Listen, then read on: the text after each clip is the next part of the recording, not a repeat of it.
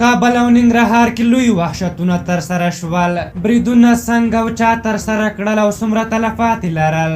ګرانو لیدونکو السلام علیکم. بدبختانه په یو داسې هیواد کې ژوند کوو چې یوه شیبه مو هم ارامه نه ده او له داسې نامرده دښمن سره مخ یو چې نه اوبه پیژني نه روژه پیژني او نه د جنګ اصولو ته ژمن دی. تازه یې نن داسې وحشت ترسره کړ چې ابلیس به هم ورته حیران وي. د ننګرهار په ښېوې ولسوالۍ کې نن غرمه د جنازې په مراسمو کې چاودنه وشوه. دا جنازه د سیمه ییزو پولیسو د پخواني قومندان شیخ اکرم وه چې تېره ورځ وفات شوی و.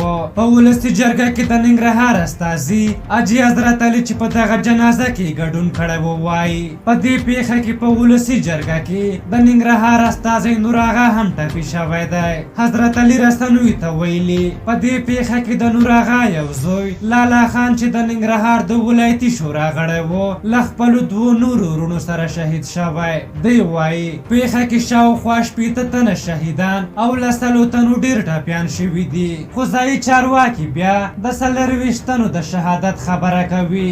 بل لوی وحشت کابل کې شوی. برید کابل دشت برچې کې د دولتي سلبستریز روغتون د نسایي ولادۍ په څانګې شوی.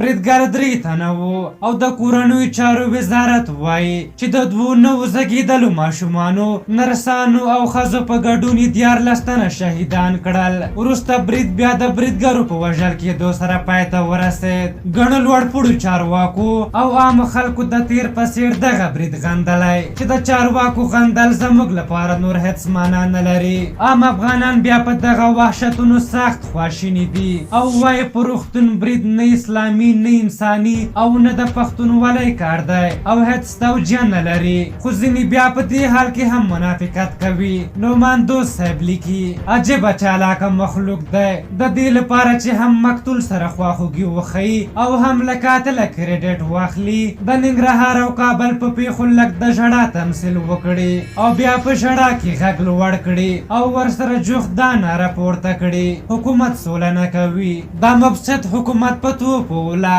خو آیا ښېوه کې د جنازې په مراسمو کې هغه حکومتي چارواکي راټول شوي وو چې سوله یې نه کوله او یا د کابل په نسایي ولادي روغتون کې د سولې خلاف چارواکي بستر وو؟ دا ولې په وینو ولړل شول؟ د دوی هډونه ولې خواره واره شول؟ کوم انساني عقل به له سولې سره د حکومت په مخالفت کې دا ډول غبرګون توجیه کړی شي؟ په هر حال د دغه برید مسؤلیت وسله والو طالبانو نه دی منلی. خو خلک وایي چې دا ډول بریدونه یا په خپله طالبان کوي او یا نورو ډلو ته د دا ډول بریدونو موقع او بستر جوړوي او دوی له مسؤلیته ځان نشي خلاصولی. په هر حال تاسو د دغه بریدونو په هکله څه نظر لرئ؟ خپل نظرونه م راته په کومنټ کې ولیکئ.